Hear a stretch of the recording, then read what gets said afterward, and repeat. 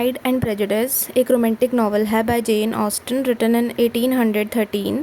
ये एक्सप्लोर करती है love, marriage, social class and personal growth को। आज हम इसी नॉवल को इजीली समझेंगे। So hello guys, welcome to the lip lab. The story begins with the Bennet family. Story Longbourn नाम की जगह से शुरू होती है जब मिस्टर एंड मिसेस बेनेट अपनी 5 बेटियों जेन, एलिजाबेथ, मैरी, किटी एंड डीडिया के साथ रहते थे। सबसे बड़ी प्रॉब्लम ये है कि बेनेट फैमिली में कोई लड़का नहीं है और जो प्रॉपर्टी है वो लड़के को मिलेगी।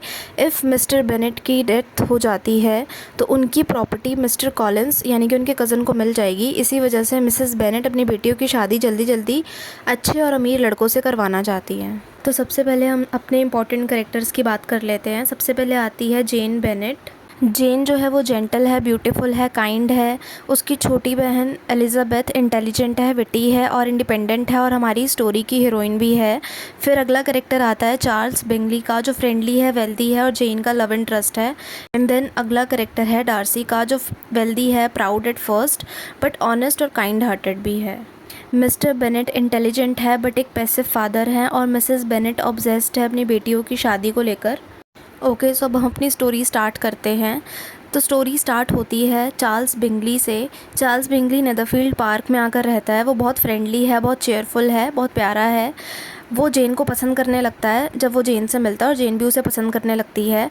बट जो डार्सी है वो बहुत ज़्यादा रिजर्व्ड है, सोशली ऑकवर्ड है और जब वो एलिजाबेथ से मिलता है तो वो उसको बोल देता है डांस करते हुए कि she is tolerable but not handsome enough to tempt me.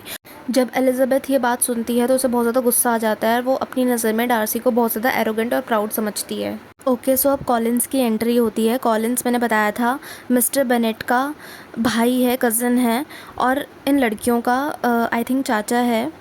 So mister Collins जो है वो बेनेट फैमिली में आता है रहने के लिए कुछ दिन और वो क्लर्जी मैन है ऑफ लेडी कैथरीन। इसके बारे में बाद में बात करेंगे। तो वो जब लॉन्गबोर्न आता है तो वो डिसाइड करता है कि वो बेनेट सिस्टर्स में से किसी एक से शादी करेगा।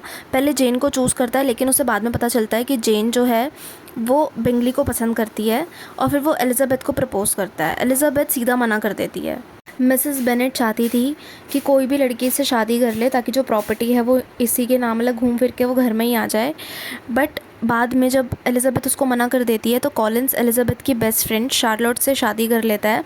शार्लोट जो होती है वो बहुत ज़्यादा प्रैक्टिकल दिखाई गई है। उसके लिए फाइनेंशियल सिक्योरिटी लव से ज़्यादा इंपॉर्टेंट है। सो अब स्टोरी का टर्निंग पॉइंट तब आता है जब एलिजाबेथ विकम नाम के एक आर्मी मैन से मिलती है। विकम हैंडसम है, चार्मिंग है, बात करने में बहुत अच्छा है। विकम जो है वो डार्सी का नोन भी है। वो एलिजाबेथ को बताता है कि डार्सी के फादर उससे कितना प्यार करते थे और उन्होंने उसके लिए चर्च की एक बहुत अच्छी जॉब भी छोड़ी थी, लेकिन डार्सी ने उससे वो जॉब भी छीन ली।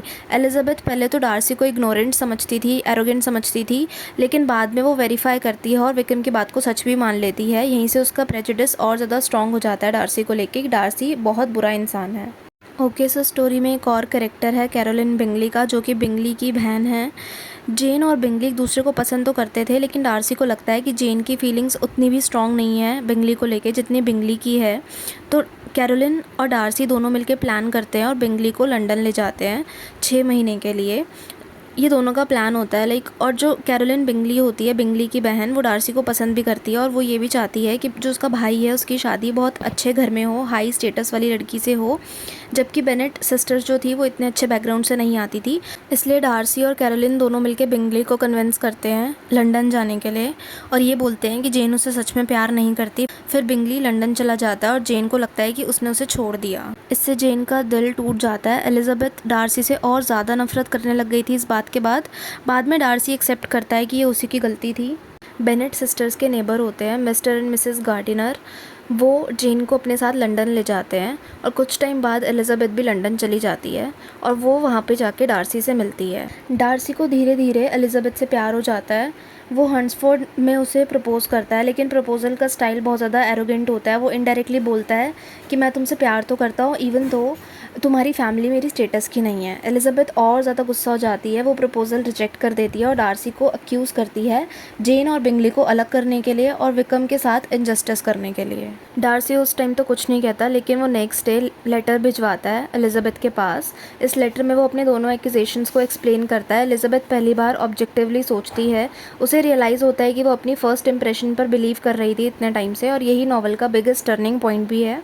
डार्सी लेटर में एक्सप्लेन करता है कि कैसे उसने जेन के साथ गलत किया और उसे लगता था कि वो बिंगली को लेके सीरियस नहीं है, इसलिए वो बिंगली को लंदन ले आया, लेकिन वो अपनी इस गलती को एक्सेप्ट करता है और वो विक्रम के बारे में बताता है।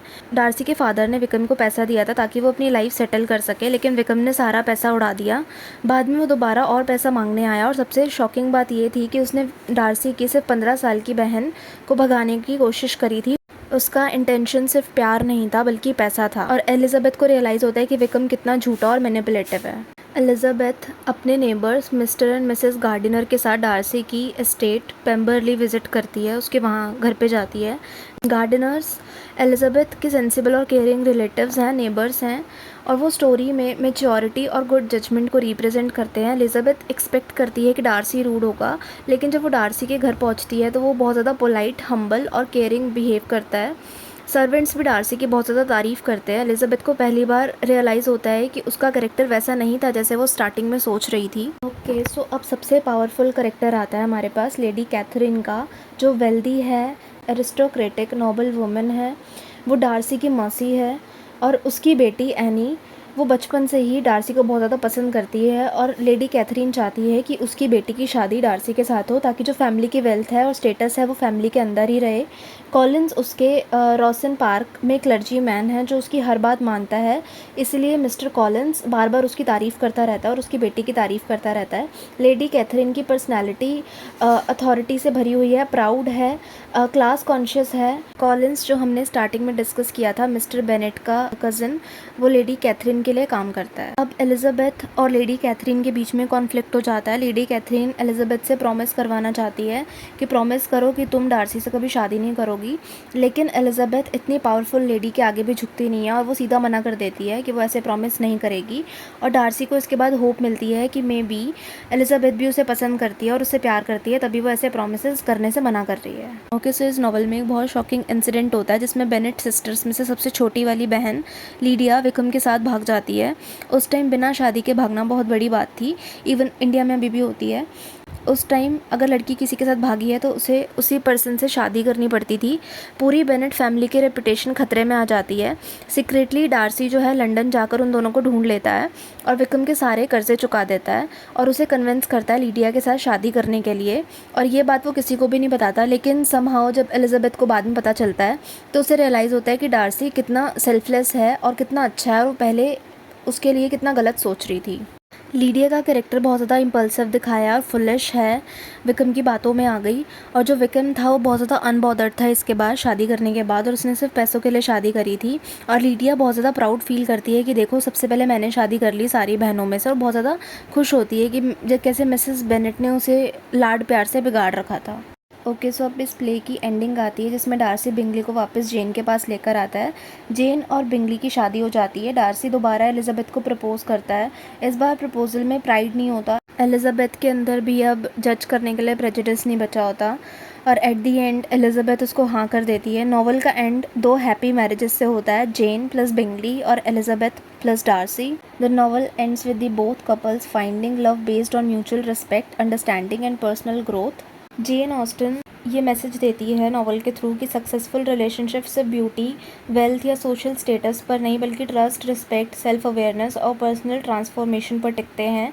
कैसे दोनों ने अपने आप को ट्रांसफॉर्म किया, कैसे एलिजाबेथ पहले लोगों को जज कर लेती थी bye there first impression, and कैसे डार्सी बहुत ज़्यादा एरोगेंट था, बट दोनों खुद को चेंज करते हैं एक दूसरे के लिए। अब इस नॉवल की कुछ मेजर थीम्स डिस्कस कर लेते हैं। First, obviously the pride and the prejudice, कैसे डार्सी प्राइड में होता है, एलिजाबेथ प्रेजुडिस में होती है, और दोनों जो चीज़ें मिलके मिसअंडरस्टैंडिंग्स क्रिएट करती हैं और इस चीज़ से उन्हें बाहर आना ही था। Second is love and marriage. Jane Austen दिखाती है कि कैसे इस पूरी नॉवल में मैरिजेस हुई, some based on love and others on money और सोशल सिक्योरिटी, जैसे कि कॉलिन्स के साथ शर्लॉट शादी कर लेती है फॉर सिक्योरिटी, एंड कैसे जेन और बिंगली सेटल होते हैं for love. Next is social class, कि सोसाइटी कैसे जज करती है लोगों को by wealth and status. Fourth is growth and self realization, कैसे एलिजाबेथ और डार्सी दोनों को रियलाइज़ होता है कि कैसे वो मिस्टेक्स कर रहे थे और वो दोनों बेटर इंडिविजुअल्स बनते हैं। And the last is reputation and morality, कि फैमिली की रेपुटेशन कितनी ज़्यादा बड़ी होती है किसी विमेन की लाइफ से या फिर उसकी मेरिट से या उसकी चॉइसेस से। फॉर एग्ज़ाम्पल कैसे मिसेस बेनेट एलिज़ाबेथ और जेन को फोर्स करती है शादी के लिए, लीडिया की शादी कैसे विक्रम से करवा दी जाती है इवन आफ्टर नोइंग कि विक्रम कितना ज़्यादा मैनिपुलेटिव और बेकार इंसान है, फिर भी लीडिया को उसके साथ रहना पड़ता है। एंड कैसे कॉलिंस के साथ शादी करने के लिए उसको फोर्स किया जाता है एलिज़ाबेथ को कि अगर वो उससे शादी कर लेती है तो प्रॉपर्टी का हिस्सा उनके घर में ही रहेगा। तो ये कुछ इंपॉर्टेंट थीम्स थे इस नावल की। मैंने कैरेक्टर, स्टोरी और थीम्स तीनों डिस्कस करी हैं, एक्सप्लेन करने का ट्राई किया easily. So this is all about this novel. अगर थोड़ा भी समझ आया हो, वीडियो अच्छी लगी हो तो प्लीज़ चैनल को सब्सक्राइब कर देना, वीडियो को लाइक और शेयर कर देना। Good bye.